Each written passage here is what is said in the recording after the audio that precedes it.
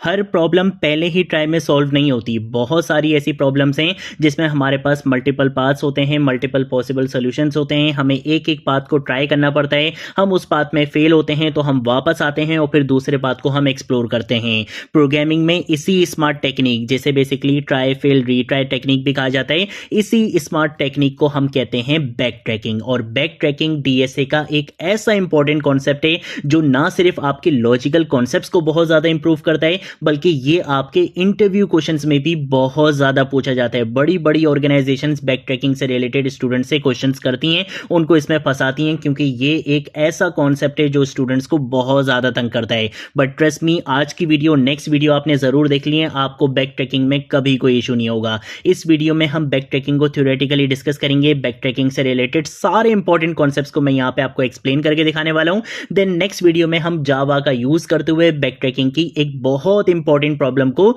Solve करेंगे।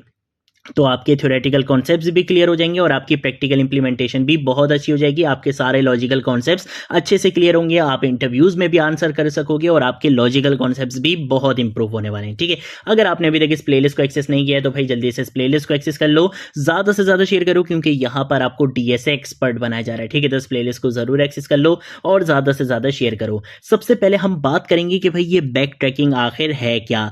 Back tracking एक algorithmic technique है जहां हम प्रॉब्लम को सॉल्व करते वक्त स्टेप बाय स्टेप डिसीजंस लेते हैं। हर स्टेप पर एक चॉइस ट्राई करते हैं। अगर चॉइस का रिजल्ट नहीं आता, वहां पर हम फेल होते हैं, तो हम उस स्टेप को अनडू कर देते हैं और फिर पीछे आ जाते हैं, बैक ट्रैक करते हैं अपने आप को और दूसरा ऑप्शन क्या करते हैं, ट्राई करते हैं। इसका सिंपल फॉर्मूला क्या होता है कि आप क्या करते हो, ट्राई करते हो, चेक करते हो, अगर आप गलत हो तो फिर आप वापस आते हो, अनडू करते हो और फिर न्यू आप बेसिकली पाथ को क्या करते हो, एक्सप्लोर करते हो। ये टेक्निक रिकर्जन पर बेस होती है और मोस्टली उन प्रॉब्लम्स में यूज होती है जहां मल्टीपल पॉसिबल सॉल्यूशंस हो सकते हैं। ठीक है, तो आप कह सकते हो कि अगर आपका रिकर्जन का कॉन्सेप्ट अच्छा नहीं है तो आपको बैक ट्रैकिंग समझ में नहीं आएगा, क्योंकि ये रिकर्जन के ऊपर ही बेस करता है। इसके अंदर रिकर्जन ही यूज होगी। विदाउट रिकर्जन आप बैक ट्रैकिंग इंप्लीमेंट ही नहीं कर सकते। ठीक है ना, तो ये बेसिकली हमारे पास क्या होता है, बैक ट्रैकिंग का कॉन्सेप्ट होता है, जो बेसिकली एक एल्गोरिथमिक टेक्निक है जिसका यूज हम करते हैं प्रॉब्लम को स्टेप बाय स्टेप सॉल्व करने के लिए। हम मल्टीपल सॉल्यूशंस को सॉल्व करने के लिए बैक ट्रैकिंग का यूज करते हैं। ठीक है, देन उसके बाद हम बात करेंगे कि भाई ठीक है, आपने ये तो बता दिया कि बैक ट्रैकिंग में बेसिकली हम रिकर्जन का यूज करते हैं, लेकिन रिकर्जन और बैक ट्रैकिंग में क्या डिफरेंस है। ये वो इंपॉर्टेंट चीज है जो आपसे इंटरव्यूज में पूछी जाती है। आपको कोड्स दिखाए जाते हैं, आपको बोला जाता है कि यार यहाँ पे भी रिकर्जन हो रही है, यहाँ पे भी रिकर्जन हो रही है, तो इन दोनों में डिफरेंस क्या हुआ, और उनमें से एक क्या होता है, बैक ट्रैकिंग होता है। तो अब हम डिस्कस करेंगे कि बैक ट्रैकिंग और रिकर्जन में आखिर डिफरेंस क्या है। रिकर्जन का मतलब होता है फंक्शन कॉल इटसेल्फ, फंक्शन अपने आप को कॉल कर रहा है, वो बेसिकली क्या है, रिकर्जन है। बैक ट्रैकिंग रिकर्जन का एडवांस यूज होता है। इसका मतलब है कि बैक ट्रैकिंग के अंदर रिकर्जन तो होगी, लेकिन उसके साथ साथ कुछ और चीजें भी होती हैं। वो क्या होते हैं, अनडू स्टेप होता है, ट्राई नेक्स्ट ऑप्शन होता है। ये कुछ चीजें बैक ट्रैकिंग के अंदर होती हैं, सिर्फ रिकर्जन नहीं होती। रिकर्जन तो होती ही होती है, लेकिन उसके साथ साथ कुछ एक्स्ट्रा चीजें भी होती हैं, जैसे अनडू स्टेप होता है कि अगर आपने गलत ट्राई किया है तो भाई वापस आ जाओ, ट्राई नेक्स्ट ऑप्शन, अब आप दूसरा नेक्स्ट ऑप्शन क्या करोगे, ट्राई करोगे। ये तीन चार चीजें मिलकर बेसिकली बैक ट्रैकिंग का कॉन्सेप्ट बनाती हैं। Her back tracking solution recursion use करता है, लेकिन हर रिकर्जन बैक ट्रैकिंग नहीं होती। ये भी आपसे इंटरव्यूज में पूछा जाता है। आपने हमेशा याद रखना है कि बैक ट्रैकिंग रिकर्जन का एडवांस वर्जन है। ठीक है ना, तो इसका मतलब है कि बैक ट्रैकिंग के अंदर रिकर्जन तो मिलेगी, लेकिन हर रिकर्सिव सॉल्यूशन बैक ट्रैकिंग नहीं होता है। एक चीज आपने हमेशा याद रखनी है बैक ट्रैकिंग से रिलेटेड, बैक ट्रैकिंग में हर स्टेप के बाद ये चेक होता है कि सॉल्यूशन वैलिड है या नहीं। अगर वैलिड नहीं होता तो वो वापस से क्या कर लेता है, उस स्टेप को अनडू कर लेता है फौरन से। ठीक है, तो ये बेसिकली हमारे पास डिफरेंस होता है बैक ट्रैकिंग और रिकर्जन का। बैक ट्रैकिंग रिकर्जन का एडवांस यूज है, लेकिन हर रिकर्सिव प्रॉब्लम बैक ट्रैकिंग नहीं होती। रिकर्जन का सिंपल मतलब होता है कि एक फंक्शन अगर आपने आपको कॉल कर रहा है तो वो सिर्फ रिकर्जन है, लेकिन बैक ट्रैकिंग में recursion, undo step, try next option, ये तीन चार चीजें मिलकर बेसिकली बैक ट्रैकिंग का कॉन्सेप्ट बनाती हैं।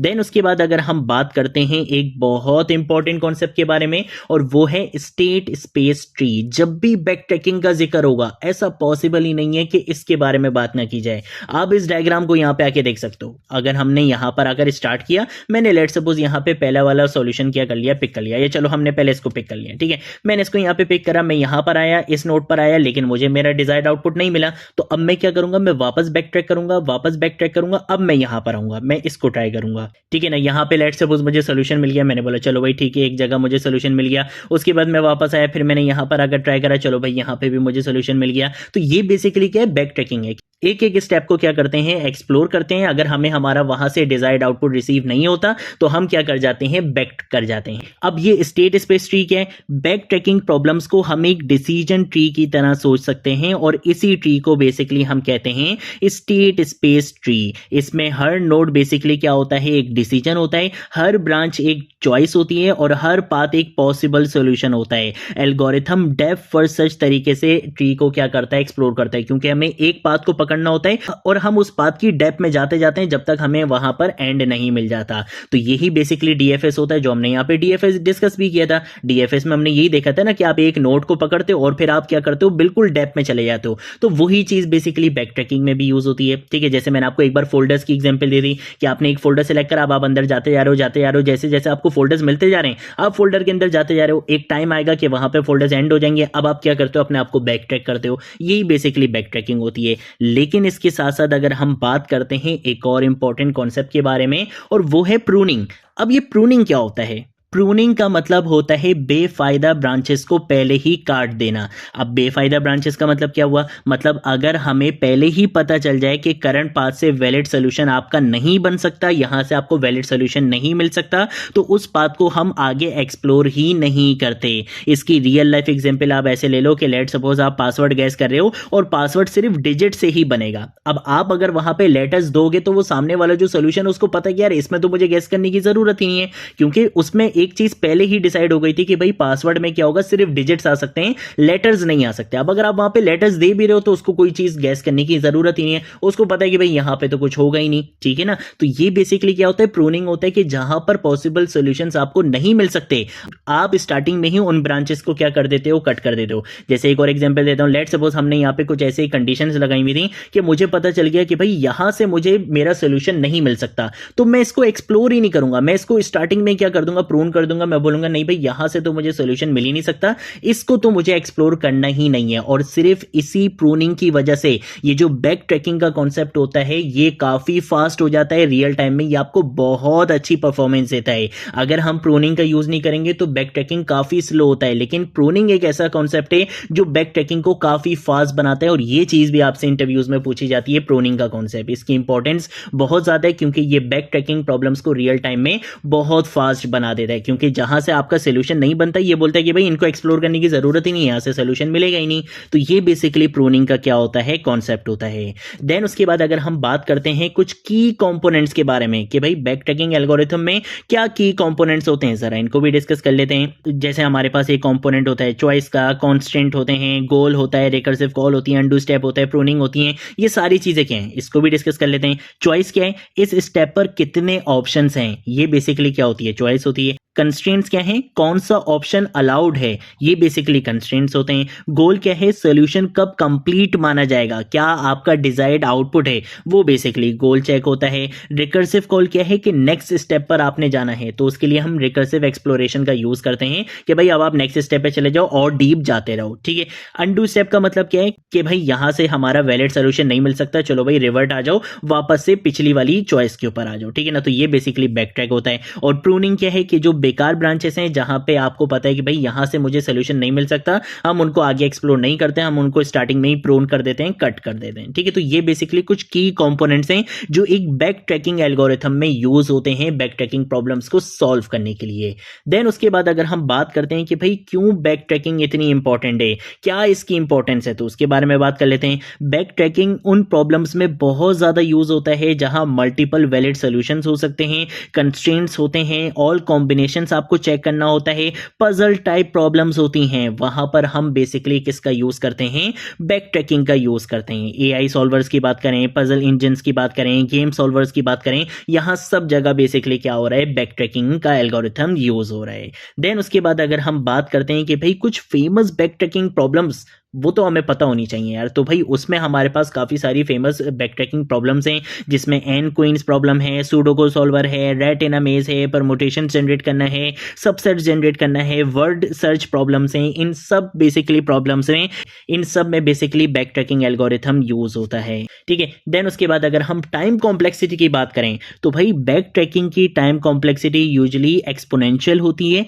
क्यों होती है? क्योंकि एल्गोरिथम मल्टीपल चॉइसेस ट्राई करता है हर स्टेप के ऊपर। अगर हर स्टेप के ऊपर 2 चॉइसेस हैं और n स्टेप्स हैं तो पॉसिबिलिटीज 2 एक्सपोनेंशियल n हो जाती हैं। कुछ प्रॉब्लम्स में n फैक्टोरियल भी हो सकता है, जैसे परमुटेशन से रिलेटेड अगर कोई प्रॉब्लम होती है तो वहां पे जो आपकी टाइम कॉम्प्लेक्सिटी होती है वो n फैक्टोरियल भी जा सकती है। लेकिन प्रैक्टिकल रन टाइम प्रूनिंग की वजह से काफी ज्यादा आपको हेल्प होती है, काफी ज्यादा यहाँ पे टाइम कॉम्प्लेक्सिटी आपकी इंप्रूव हो जाती है अगर आप अच्छी प्रूनिंग का यूज करोगे। अगर आप प्रूनिंग का यूज नहीं करोगे या अगर आपके प्रूनिंग के कॉन्सेप्ट्स अच्छे से क्लियर नहीं होंगे, आप प्रूनिंग को सही से इंप्लीमेंट नहीं करोगे बैक ट्रैकिंग के साथ, तो बैक ट्रैकिंग काफी आपको स्लो परफॉर्मेंस देगा, ठीक है। तो इसलिए बैक ट्रैकिंग थ्योरेटिकली स्लो होती है, लेकिन स्मार्ट प्रूनिंग यूज करते हुए प्रैक्टिकली परफॉर्मेंस काफी बेटर हो सकती है अगर आप प्रूनिंग को अच्छे से इंप्लीमेंट करोगे, ठीक है। तो ये बेसिकली हमारे पास टाइम कॉम्प्लेक्सिटी होती है। देन उसके बाद अगर हम बात करते हैं कि भाई कब बैक ट्रैकिंग का यूज नहीं करना चाहिए,